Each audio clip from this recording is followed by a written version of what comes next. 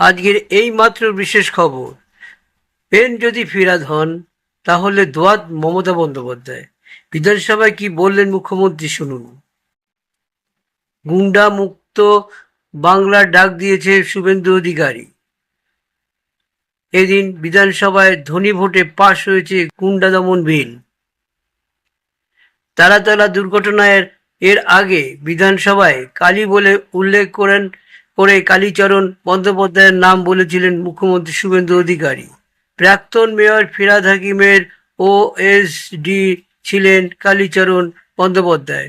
পুরসভায় দায়িত্বে থাকার সময় বেলাগাম দুর্নীতি করার অভিযোগ উঠেছে কালীচরণের বিরুদ্ধে। ইতিমধ্যে গ্রেপ্তার হয়েছেন তিনি। সোমবার বিধানসভায় সেই প্রসঙ্গ টেনে মুখ্যমন্ত্রীর মুখে উঠে এলো পেন ও দোয়াতের প্রসঙ্গ। এদিন মুখ্যমন্ত্রী শুভেন্দু অধিকারী বলেন, পেন যদি ফিরহাদ হাকিম হন তাহলে দোয়াতের নাম হবে মমতা বন্দ্যোপাধ্যায়। কালীর সঙ্গে যদি পেনও যায় তাহলে দোয়াতকেও যেতে হবে। যদি তার পরেই মুখ্যমন্ত্রী স্পষ্ট জানিয়ে দেন তার সরকারের প্রমাণ ছাড়া কোনো পদক্ষেপ নেবে না। প্রমাণ জোগাড় করা হচ্ছে, সেটা জোগাড় হলেই কাউকে ছাড় হবে না বলে হুঁশিয়ারি দিয়েছেন তিনি। কালীচরণ গ্রেপ্তারের পর মুখ খুলেছিলেন মমতাপন্থী সংসদ কল্যাণ বন্দ্যোপাধ্যায়। তিনি বলেছিলেন, শুধু কালীকে ধরলে হবে, আসল দোয়াত পেন আর কলমটা কোথায়? কালীকে দোয়াতে রাখতে হয়, আসল দোয়াত ও পেনকেও ধরুন।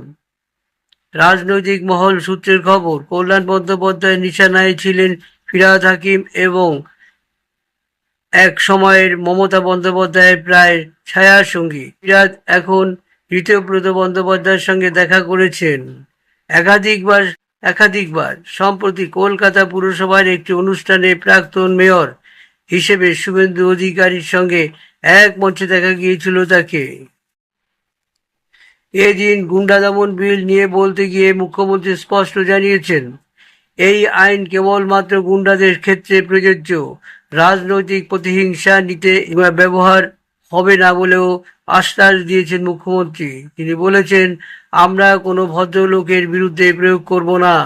নাম না করে সন্দেশখালির ঘটনায় জড়িত শাহজাহান, জীবনতলার শওকাত মোল্লা, ফলতার জাহাঙ্গীর খানের প্রসঙ্গ টেনে নওদার বিধায়ক হুমায়ুন কবিরকে হুঁশিয়ারি দিয়ে বলেন, এই একই পরিণতি ওই নওদা এমএলএ এর হবে যদি ভাষা সংযত না করে।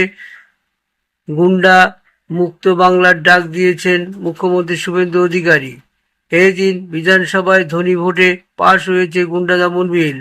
বিলের সমর্থনে ভোট পড়েছে 176টি ভোট, বিপক্ষে 176টি ভোট, বিপক্ষে ভোট পড়েছে 41টি। ভোটদান থেকে বিরত থেকেছেন 20 জন। বন্ধুরা, আপনারা কি বলতে চাইছেন? আপনাদের বক্তব্য, মূল্যবান বক্তব্য অবশ্যই কমেন্ট বক্সে জানাবেন আর চ্যানেলটি সাবস্ক্রাইব করে রাখবেন।